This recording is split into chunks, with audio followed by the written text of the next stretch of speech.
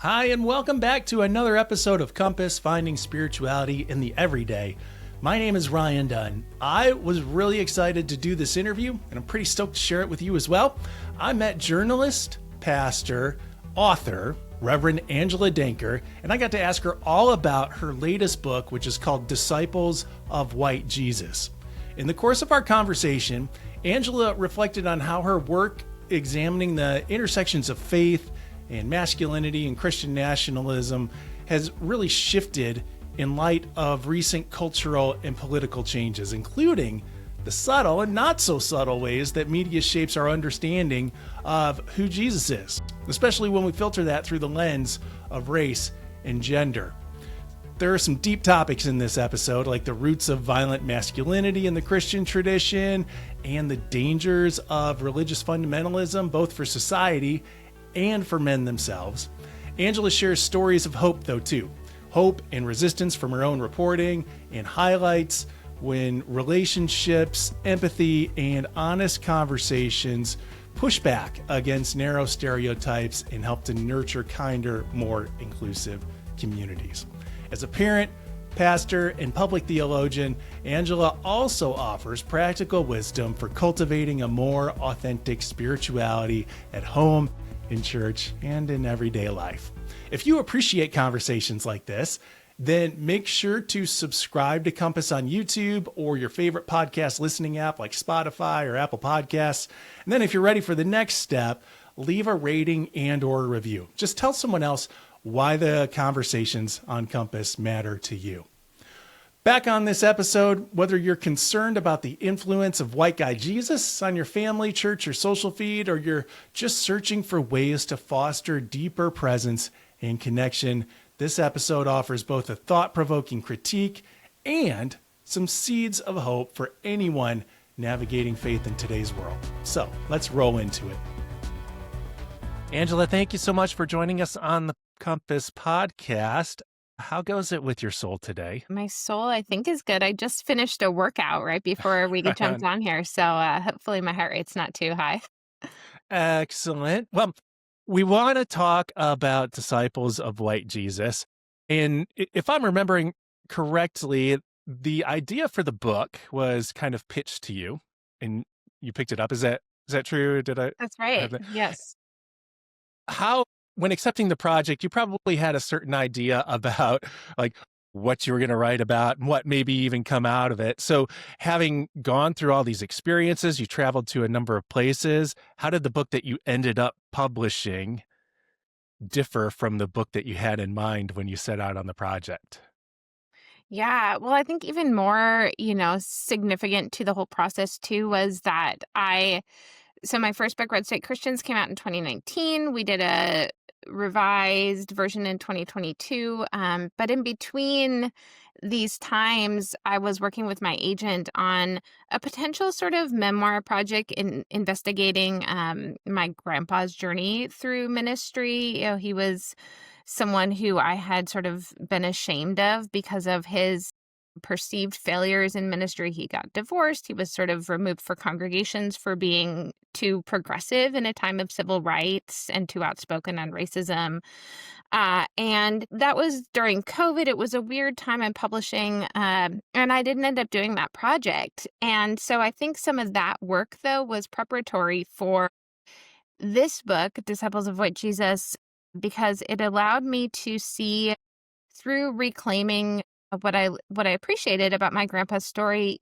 His was also a different story than that traditional sort of both masculinity, but also how that masculinity functioned in the pastorate. So I think that shaped the book. I think while I was writing it, I didn't know that Trump was going to be elected again. So certainly that has affected the way that I speak about it. I didn't know that we would actually have a Secretary of Defense who has Crusader tattoos, which is one of the precursors for this kind of masculinity that we're investigating, the Crusades. So in some sense, the book as it was delivered wasn't entirely different than I initially conceived of it, but the times have continued to speak to this content in a way that maybe I didn't even fully appreciate at the time. All right, you brought up the Crusades. Tell me about Yeah. that a little bit, because all the stories that you tell in the book are all contemporary. So how does the tradition of the Crusades lay into how we're thinking today about really the underlying themes of masculinity and even Christianity in today's contextual world? Yeah, I do think, funny enough, in chapter 5, I do think I delve into this recaptured modern practice of medieval sort of crusader-esque fighting. Mm. But yes, the stories of today, but the reason I always end up talking about the Crusades often when I'm speaking on Christian nationalism in general or on violent masculinity is I want people to understand that this danger of both Christian nationalism and a fundamentalist form of really highly hyper-gendered masculinity, the danger that it poses, we have to put it outside, I think, this political partisan conversation. And so it helps people to see these precursors of we're teaching Christian men that the way to follow Jesus is through violence, through killing, and through violence that is rooted in often racial or ethnic prejudice, that goes back a very long time. And so while certainly Donald Trump, James Dobson, who recently died, these contemporary figures are very important in understanding this trend, they are also heirs to a much more ancient story and a story of a battle that has raged for a long time within Christianity. In the Roman Empire, which I talked about in the book too, is another important. There was in early Christianity, we see this in the Apostle Paul's writings. There was this battle to what kind of Christianity would win out. Would it be a Christianity that was led with Greek philosophy or with Hebrew tradition? All of this plays into the richness of the religion that we have today, but it's much deeper than a conversation about Republicans and Democrats. And I think in America, we can get very parochial and see things only through an American lens. Well, you brought up a sense of violence underplaying these ideas of masculinity that we might have, which can sometimes be promoted within the church. What are some other aspects of the white guy Jesus or the white masculine Jesus? Yeah, it's really tough. I was even talking about this with my boys the other day, just with some of the content that they're being served on social media. Mm. And so much of what is being promoted to young boys today, maybe particularly young white boys on social media, when it comes to faith-based content, is sort of, no offense, Ryan, the white guy with the beard. Yeah. I know. I walk the stereotype. Yep. In some regards.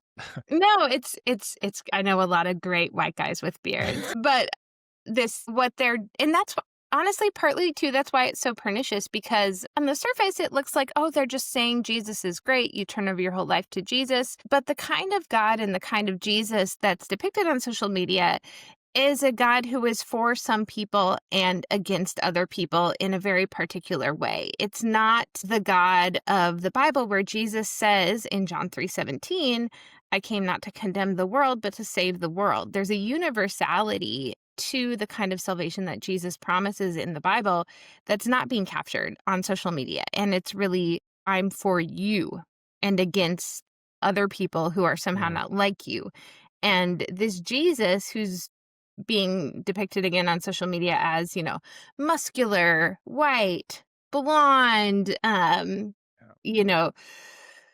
body of Rambo with the head of a surfer yes. guy. Yeah. Yes, and it's really interesting, right, to put this into content with what I'm being served on social media as a mom.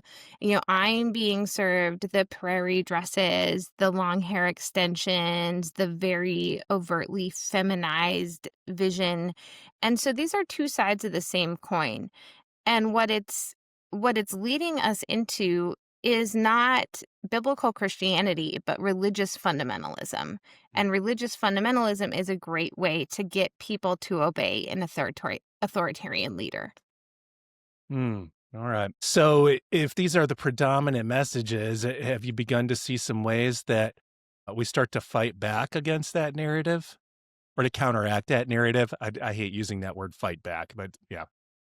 Yeah, one thing one thing that can be frustrating for people is that the solution doesn't look like the problem. Hmm. So, it's like, Hmm.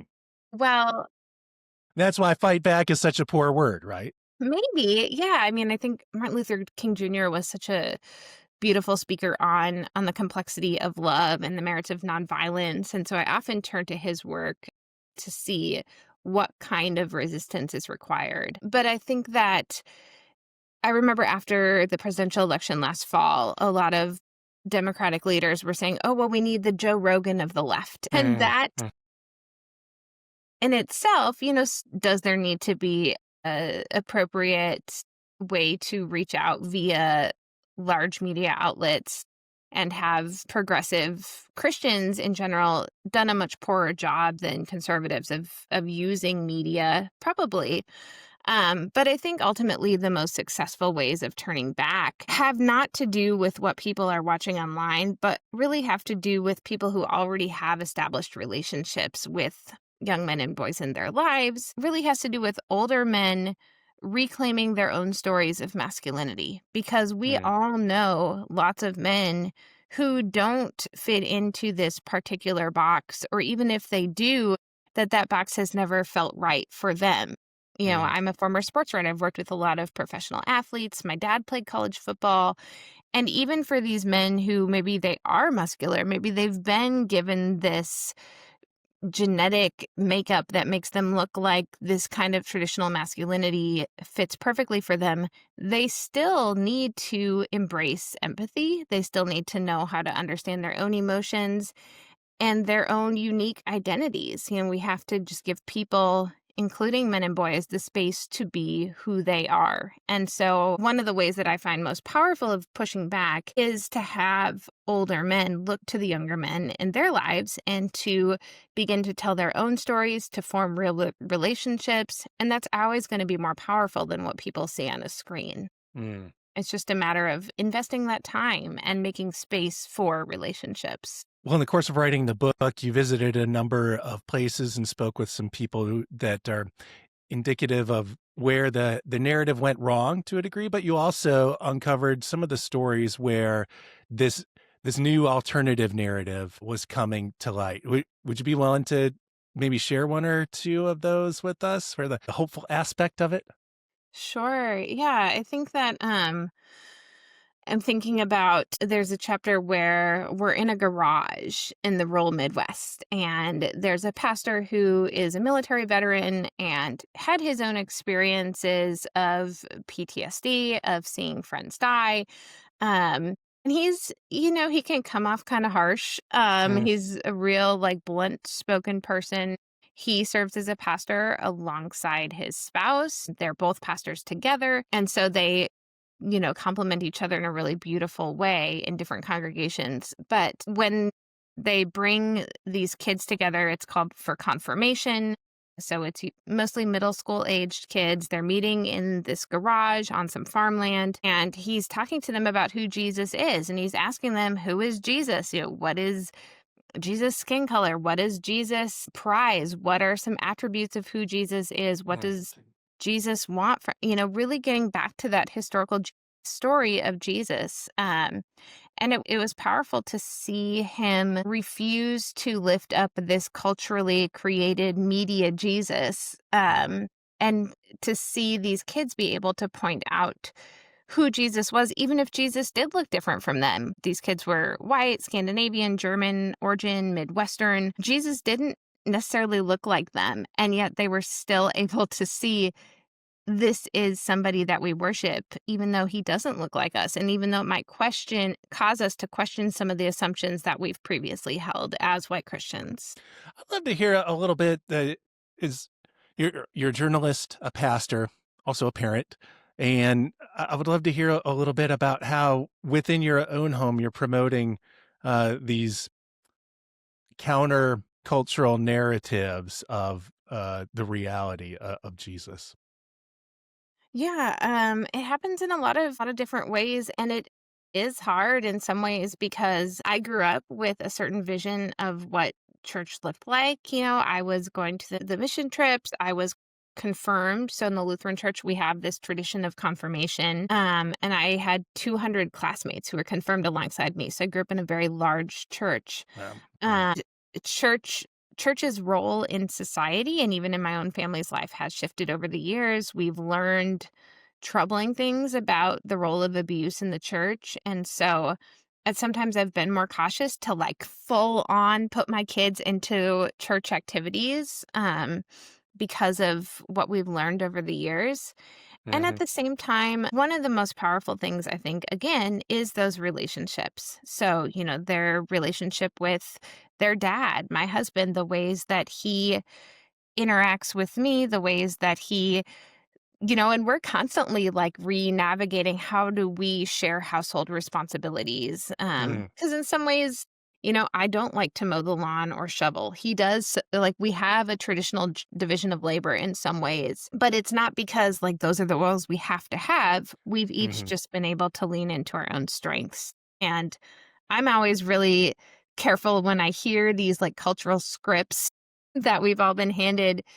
Like sometimes my husband will couch, if he gets the laundry, he's helping me.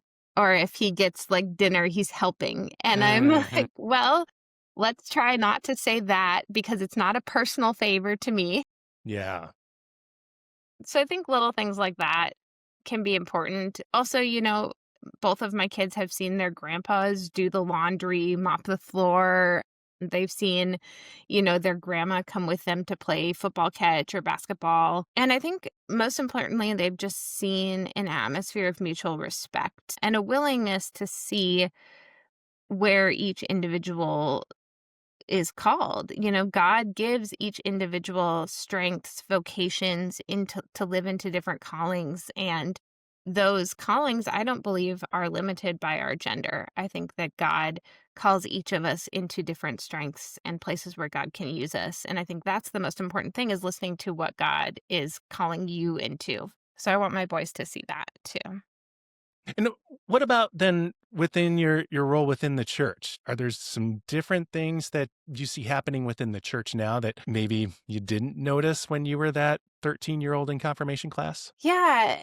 One of the fun things I've done this month in August is I got a chance to reconnect with two of the pastors in my life that were really formational to me. And Mm. both of them were men leading large churches. And so, especially for one of them, this pastor who baptized, he was at the hospital when I was born. The church sort of grew with him.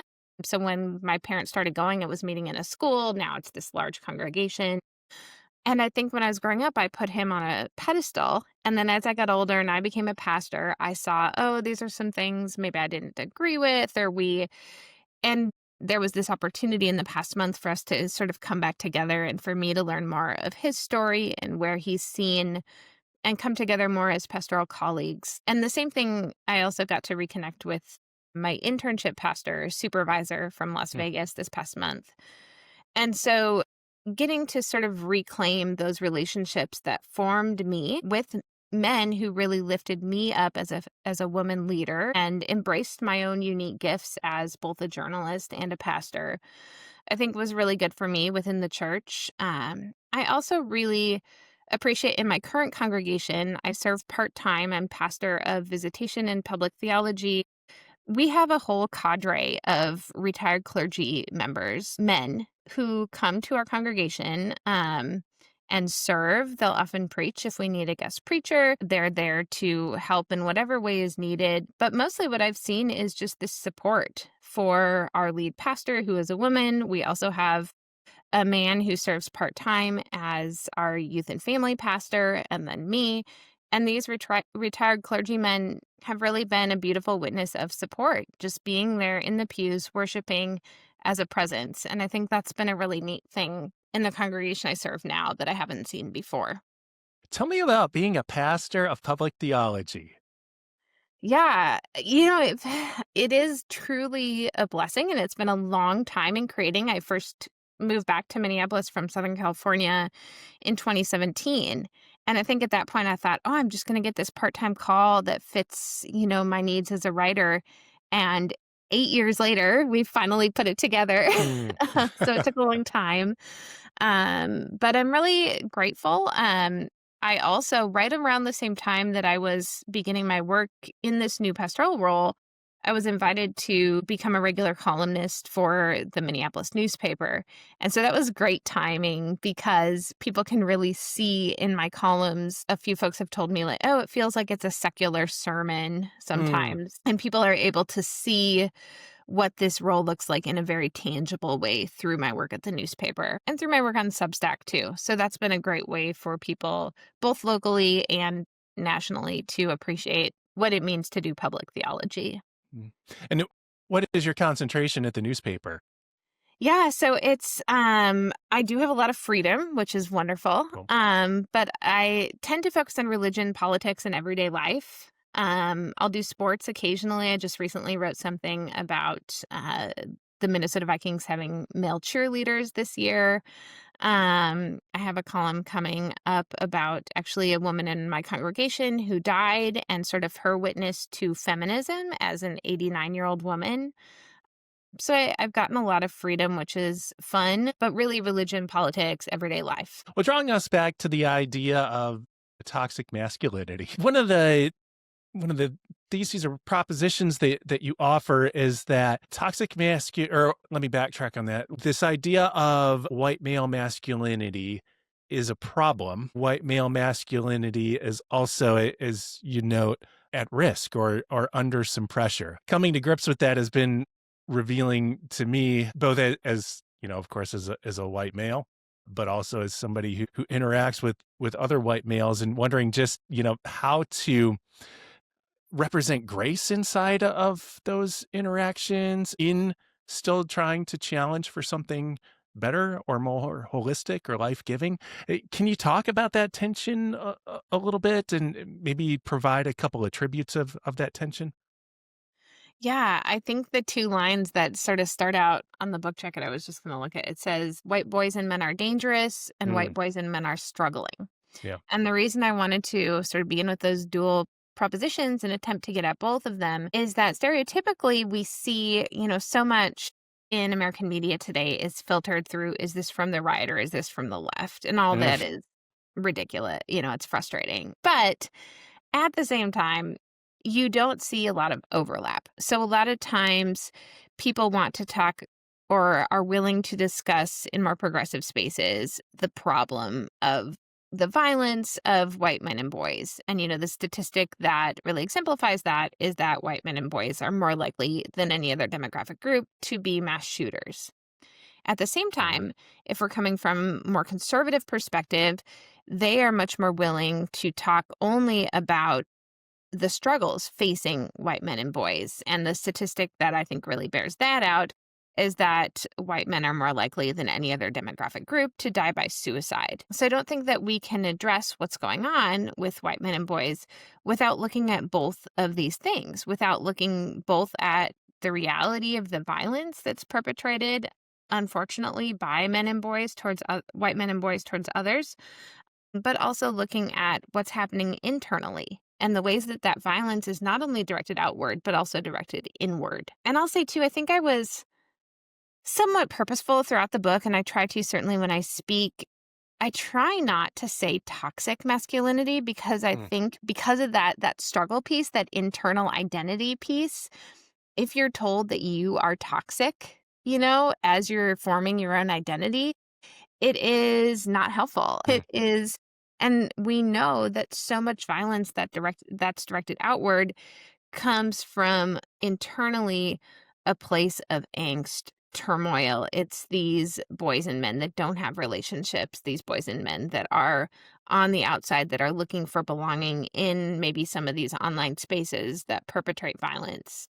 So I've fallen into using more of this phrase violent masculinity because I think the violence is right at the heart of this. And Christian nationalism, which is the engine driving so much of this today, it is a religion that glorifies violence. So I think that that's really at the heart of it, rather than it being something toxic about men and boys. I live with 3 of them. There's a lot of words I'd use to describe them, but they're not toxic. Truth. Yeah. I had prepared to ask you if you had sensed that the needle had moved a little bit Mm. on our vision of masculinity. However, since you wrote the book prior to the 2024 election, and in light of that election, and even some of the stuff that's coming out now about, well, pastors passing along words about pulling back the vote Right. um, for females and so on, we can say that yes, maybe the needle has moved, not in the direction that we would hope. So in light of that, are there areas where you are identifying a sense of progress or hope or light? I think that the awareness is raising, and I think that's important. Mm, My hope in writing the book was that it would be read by parents. And I think that a lot of parents in more progressive neighborhoods, states, counties sort of thought that Trumpism and the connection of Trumpism to violent masculinity was something that happened elsewhere. And mm, then a lot of those same parents or adults saw, oh, no, our young men are really being drawn into this, particularly in affluent, well-educated, progressive neighborhoods. And so part of my calling in my writing work that I had in both Red State Christians and Disciples of White Jesus is to help people to remove the log from our own eye before removing the speck from someone else's. And so to mm, see where this phenomenon is happening in our own churches, in our own neighborhoods, and not to just point out, well, this is so bad elsewhere. Because I think so much national media coverage of religious fundamentalism, of religion in general, is making it a spectacle and making it mm. scandalous and seeing where we can find the craziest thing. And I think instead we need to understand how baked into American culture the phenomenon of white Jesus is and how much it's holding us back as a society from forming kinder worlds and relationships. So that awareness, for parents, I think is important, certainly for faith leaders, for grandparents, for folks who are, and for also, young white men themselves who are coming to my book events, who are starting to have their own children, their own sons, and are really hopeful to give a different example that maybe than they had from their own fathers, that they want to be involved, attendant parents, that they want to provide a space for their sons to be emotional, to be empathetic. I think that is a hopeful place too, young fathers, and that's a way in to beginning to fight back against this movement. So much of what I try to do through this podcast and other avenues is present the stories of inspirational hope, kind of where the light is shining through, to counteract those narratives that so often take off within the popular imagination about the detractive, the negative, the darkness, or the destructive. And I get a sense that in your media outlets, you're going after those same stories as well. Not the negative, but the stories of lightness and hope, where goodness is shining through. Do you have some ideas on how to uncover those stories? Like, how do you go about finding some of your stories to write about? How did you find the stories within the book where the light was shining through? Yeah, it is about listening and about being curious. And you Mm, and I both, with the work that we do, we probably do have a lot of curiosity, but I do think that that's the beginning of finding unexpected connections and unexpected people. One of the reasons that I decided to take on this project is one of the stories from the book with Caleb Campbell, who was previously involved in a neo-Nazi skinhead group, left it, became sort of a disciple of Mark Driscoll, who was one of the foremost progenitors of a violent Jesus in the 2010s, continues to pastor a congregation today that is steeped in violent masculinity, Trumpism, Scottsdale, Arizona. Um, and Caleb today has really disavowed that Christian nationalism as well and sees himself as a worker against Christian nationalism. He calls himself a missionary to Christian nationalists, and mm, has done so at a lot of personal risk. A lot of his congregation had left, but his yeah. church continues to go on and do good work. So it is that, and I met Caleb just in a podcast we were doing together and started to hear more of his story, and that led to a friendship and an opportunity to tell his story. And now I think his story has been on CNN. It's kind of been out in the world. But those relationships begin with listening, asking questions, and being open to God's surprises in the people we meet. Are there some practices that you incorporate in your own life, either personally or through the rhythm of the faith community, that help you get a sense of surprising from God, or at least let you feel a sense of the Spirit moving? Yeah, I think cultivating an ability to really be present in the moment is really important, especially we have so many distractions right available at our fingertips at all times. But when I go into a pastoral care visit, when I go into our monthly worship service at a senior living center, when I go into Sunday worship, and when I'm spending time with my kids, it is those practices of just kind of turning off everything else that's going on and being present in that moment that allows you to make those connections, to ask those questions, to be surprised. And it's certainly something that people who are present with one another are not profitable for technology barons. We're not profitable for Jeff Bezos. We're not. So there's a big financial motive in us not being present with one another. So there's a lot of, you have to be attentive and work against it. And being present in prayer too, I think, is important as well. I love that idea that one ways to fight against the empire is just by being present with one another. That's right. Hallelujah. What are you dreaming of doing next? Yeah, I'm considering maybe doing a fiction project, a novel project, but I have some ideas, but hasn't really gotten off the ground. I'm also interested in, I love telling people stories. So I'm interested in maybe some kind of biographical book, maybe a book that I would write with someone else about their story.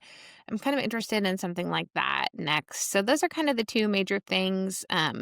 Another thing I've been playing around with a little bit is I've written Disciples of White Jesus. What is the corollary story for women about the cultural depiction of Christian? Beth Allison Barr has done some great work in that space, certainly. And I think Kristen DeMay has a book, Live, Laugh, Love, I think, coming out soon. But I'm interested in maybe something along like the trad wife sort of aesthetic vision of white Christian womanhood, especially as it overlaps with influencers, online, motherhood. Joe Piazza does great work on this. She's kind of my online guru in that space. But yeah, I don't know. That's the other thing I've been kind of noodling around a little bit. Yeah, right. Cool. When you do go for that, we'll have you back on the podcast just to amplify those voices. We talked about how we need to not necessarily try to replicate Joe Rogan, but to offer the alternative idea that is out there and that there's value in it. That's right. Well, Reverend Angela, thank you so much for joining us on Compass, for taking time to explore a little bit more deeply some of the ideas that we're coming across in Disciples of White Jesus, for sharing the story. Appreciate it. Thanks so much for having me, Ryan. That's it for this episode of Compass, Finding Spirituality in the Everyday. A huge thank you to Reverend Angela Denker for sharing her insights, stories, and wisdom with us. If you want to dig deeper into any of the topics that we've discussed, well, be sure to visit our website at umc.org/compass. There you'll find detailed episode notes, plus a full library of our past episodes to keep you inspired. We're grateful, of course, to the team at United Methodist Communications for making this podcast possible. And of course, if you haven't already, please take a moment to subscribe to Compass on your favorite podcast platform. Ratings and reviews help others discover the stories of hope and inspiration we love to share on this podcast. Thanks for journeying with us today. Again, my name is Ryan Dunn. Look forward to chatting with you again in 2 weeks' time.